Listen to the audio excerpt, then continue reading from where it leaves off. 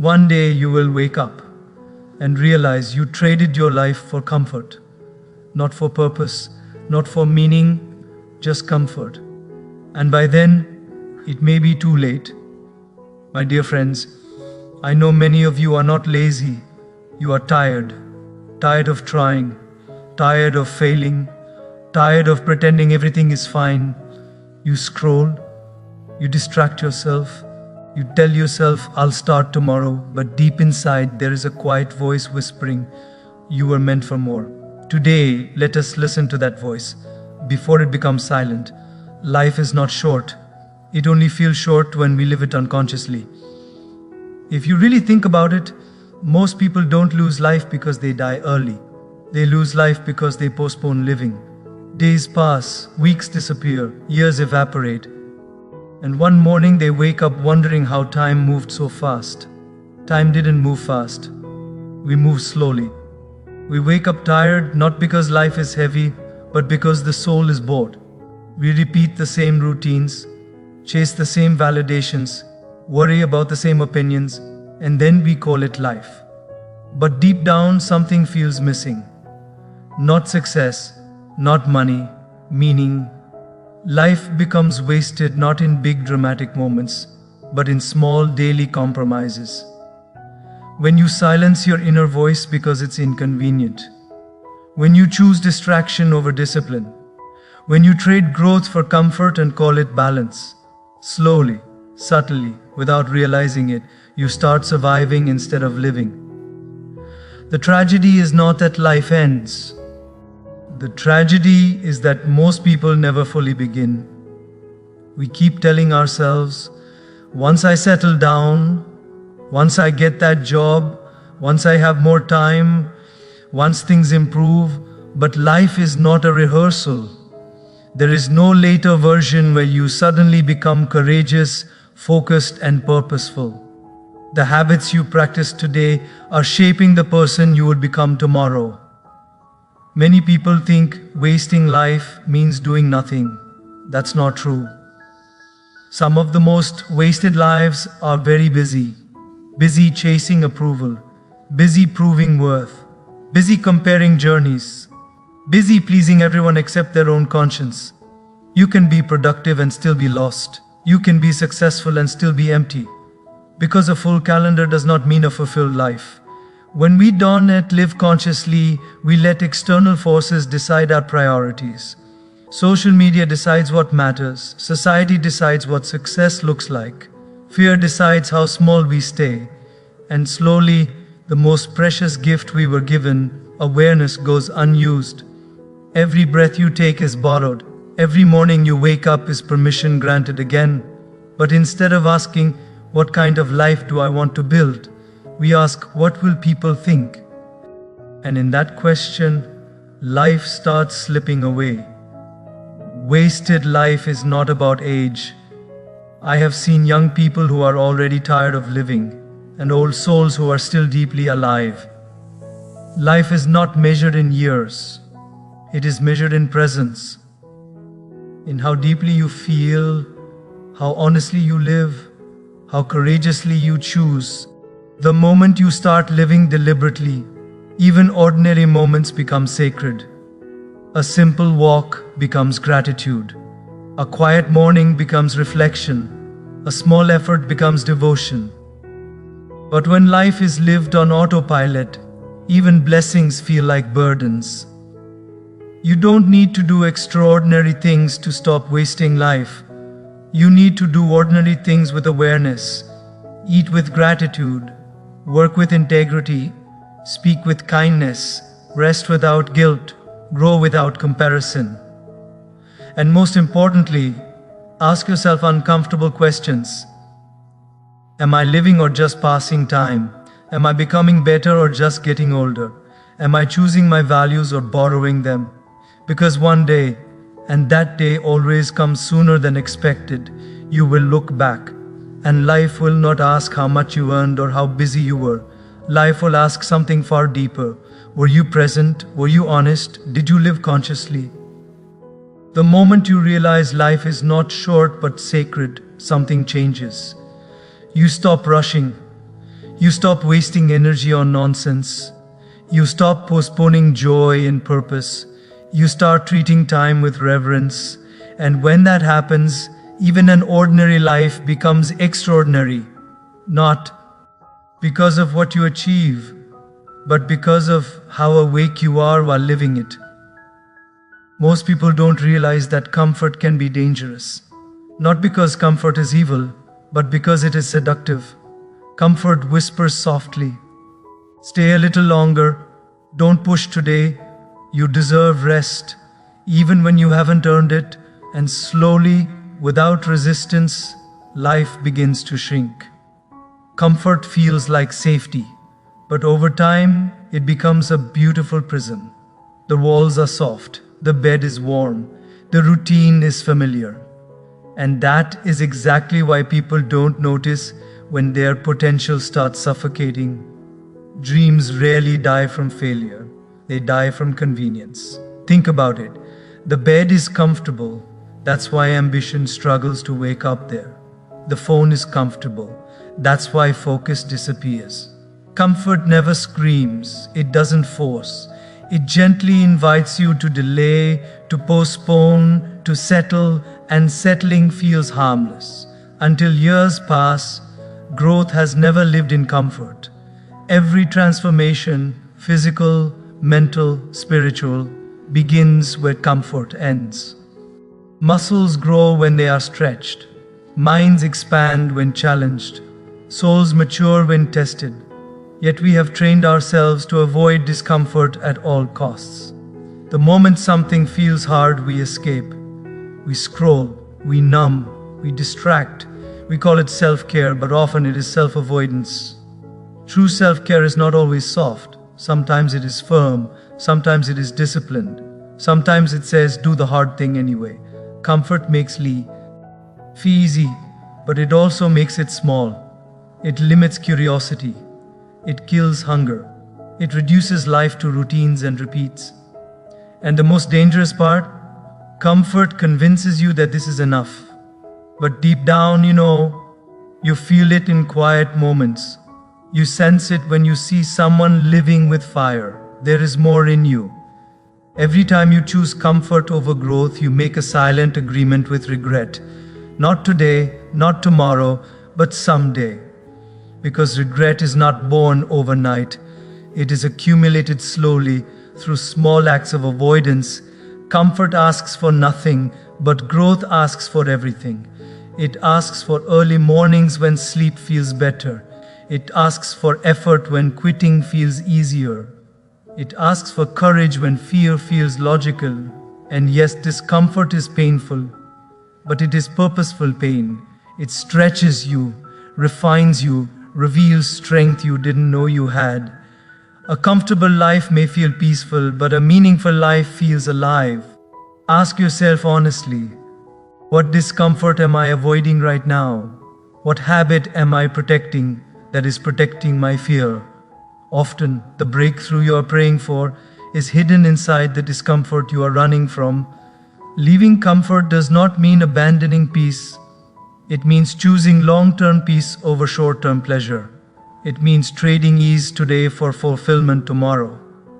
The moment you stop asking what feels good right now and start asking what will make me proud later, life begins to change. Discomfort is not your enemy. It is the door.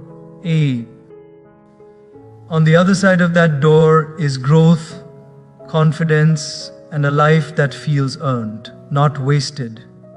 Most people are not lacking talent, they are lacking discipline, and discipline is misunderstood. People think discipline is harsh, restrictive, or joyless. But true discipline is none of those things. Discipline is not punishment. It is self-respect. It is the quiet decision you make when no one is watching. It is keeping a promise to yourself even when breaking it would be easier. Every time you say you will wake up early and you don't, something small breaks inside. Every time you postpone the work you know you should do, your confidence weakens. Not because the task was difficult, but because you didn't trust yourself enough to follow through. Self-trust is built through discipline. Motivation is emotional, it rises and falls. It depends on mood, weather, inspiration. Discipline does not ask how you feel, it asks who you want to become. The strongest people are not the most motivated, they are the most consistent. Discipline is choosing the long term over the short term.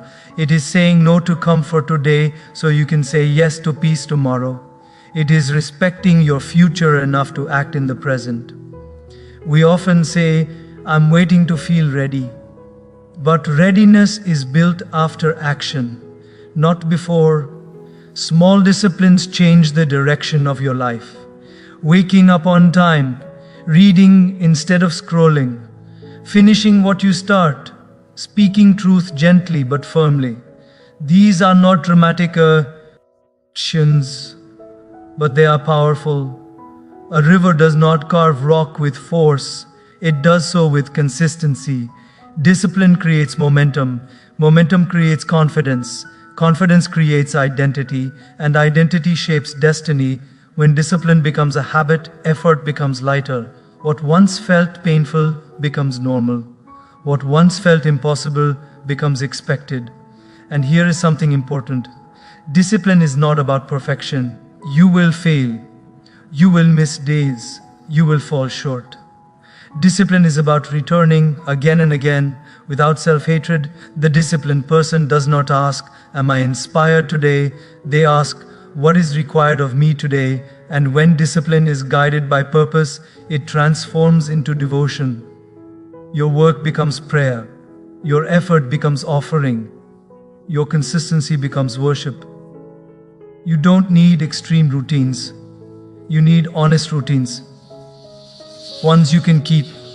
Ones that align with your values. Ones that slowly build a life you respect. Because the most painful regret is not failure. It is knowing you had potential and never honored it. Discipline is how you honor it. Your life is shaped far more by your thoughts than by your circumstances. Two people can walk through the same storm. One becomes bitter, the other becomes wiser. The difference is not the storm, it is the mind. Your mind is either a temple where wisdom lives or a prison where fear rules. Most suffering does not come from reality. It comes from interpretation, from the stories we repeat in our heads, from the assumptions we make, from the inner dialogue we never question. If you constantly tell yourself that you are behind, that you are not enough, that life is unfair, your mind becomes heavy. And a heavy mind makes life feel unbearable, even when blessings are present. But when the mind is trained, life becomes lighter. Not easier, but lighter. A peaceful mind does not mean a problem-free life. It means you are no longer controlled by every thought that passes through you. You learn to observe instead of react, to pause instead of panic. Most people let their mind consume anything. News, negativity, comparison, gossip. And then they wonder why they feel anxious and restless. What you feed your mind determines what grows inside you. You protect your phone with passwords. You protect your house with locks. But you leave your mind unguarded. Silence is no longer comfortable because the mind has never been trained to sit quietly. The moment there is stillness, old fears rise, unhealed wounds speak. That is why people avoid silence. But silence is not the enemy, it is the mirror. A disciplined mind is built through awareness, through prayer, through reflection, through gratitude, through choosing higher thoughts when lower ones appear. You cannot stop negative thoughts from entering, but you can stop them from staying. The mind becomes strong not by force but by practice. Each time you choose patience over anger, each time you choose faith over fear, each time you choose perspective over panic, you are training your mind, and slowly something changes. Life does not stop testing you, but you stop breaking under pressure. A peaceful mind gives you clarity. Clarity gives you better decisions. Better decisions give you a better life.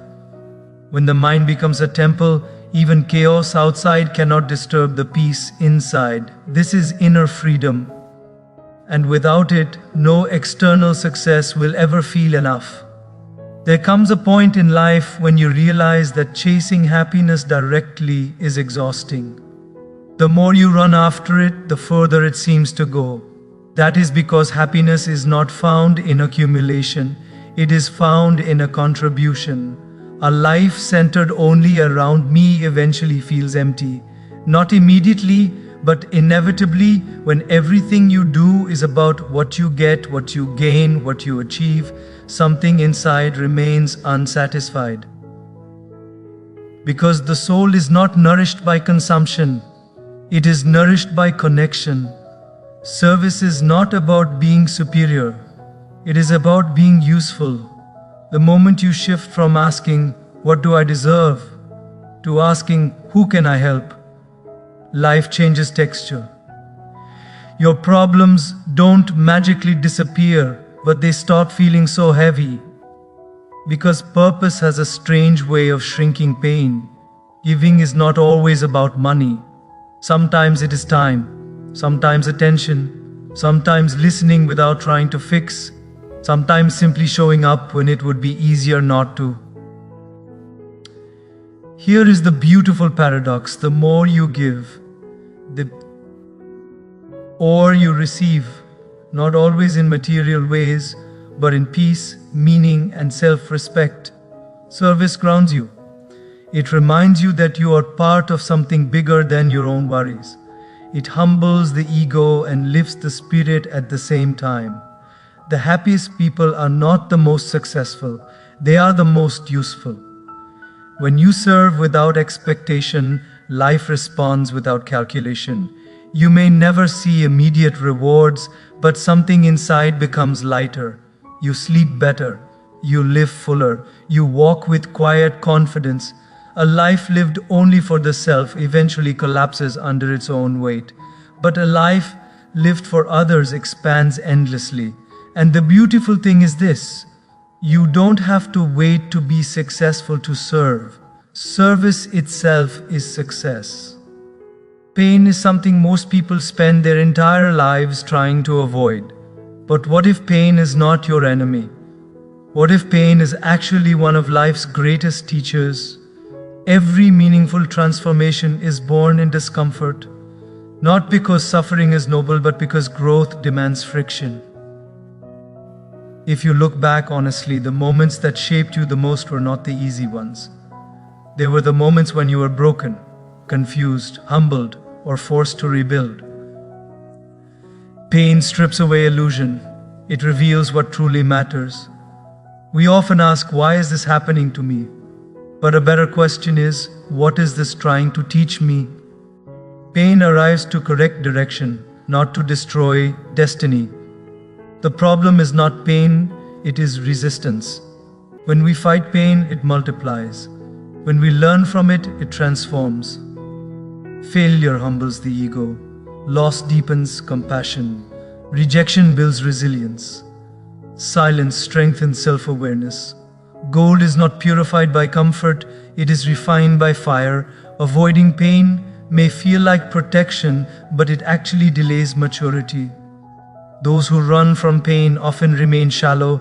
Those who walk through it with awareness emerge wiser. Pain slows you down so you can listen. It breaks patterns that comfort would never challenge. It forces you to confront truths you were avoiding. But pain only becomes wisdom when you reflect instead of resent. When you stop seeing pain as punishment and start seeing it as preparation, everything changes. You stop asking life to be easy and start asking yourself to be stronger. And with faith, pain becomes purposeful. You realize that nothing is wasted, not even suffering. Every tear waters the soil of your growth. One day, quietly, without warning, life will ask you a question, not loudly, not dramatically, but honestly. It will ask you, what did you do with what I gave you? Not how much money you made, not how many followers you had, not how busy you looked, but how truthfully you lived. Life gives everyone something: time, talent, opportunity, influence, awareness, not equally but intentionally. And responsibility begins the moment you realize that what you have was not given randomly. We often think legacy is about what we leave behind, but legacy is actually about what we build within while we are here. The character you form, the courage you practice, the values you refuse to compromise. At the end of life, the applause fades, titles disappear, achievements lose their shine. What remains is conscience, and conscience remembers everything. It remembers the times you chose integrity when no one was watching. It remembers the moments you stayed silent when you should have spoken. It remembers whether you lived aligned or just adjusted. Many people fear death, but death is not the real tragedy. The real tragedy is reaching the end and realizing you never lived in alignment with your truth. That you played small because it was safer. That you delayed growth because it was uncomfortable. That you knew better, but didn't do better. Life is not asking you to be perfect. It is asking you to be honest, honest with your effort, honest with your intentions, honest with your growth. A meaningful life is not loud. It does not need validation. It feels quiet and grounded because it is lived with purpose. When you live consciously, you stop chasing approval. You start choosing alignment. You stop asking, will this impress others? And start asking, will this cost me my peace? And that is maturity. One day life will look at you and ask, did you use your days wisely? Did you grow from your pain? Did you serve beyond yourself? Did you become who you were capable of becoming? And the most beautiful reward is not praise.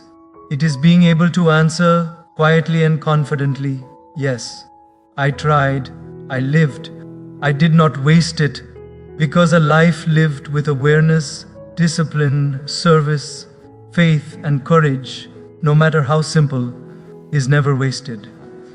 And remember this timeless truth: you don't need more time, you need more presence. Start today, live consciously, and when life finally asks its question, let your life itself be the answer. My dear friends, remember this: life is not waiting for you to become ready. Life is waiting for you to become honest. Honest with your time, honest with your choices, honest with your soul. Don't let success make you proud. Let it make you grateful. Don't let failure make you bitter. Let it make you wiser. And when things don't go your way, remember this: even detours are part of destiny. When you walk with faith, you are not created by accident. You are not given breath without purpose. And you are not given this moment to waste it. So live consciously, serve humbly, grow daily, trust deeply, because when your intentions are pure and your actions are aligned, life itself begins to guide you. And one day, when you look back, may you smile, not because life was easy, but because you lived it fully, faithfully, and fearlessly. Start today. This moment matters.